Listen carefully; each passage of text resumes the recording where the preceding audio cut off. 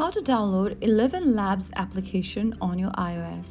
Hi everyone, welcome back to another video from Wake&Tech. If you're trying to get started with ElevenLabs app on your iOS, then it can be downloaded in a few simple steps. First of all, turn on your iOS device and make sure you are connected to a Wi-Fi or mobile data. Once you are, launch open the App Store.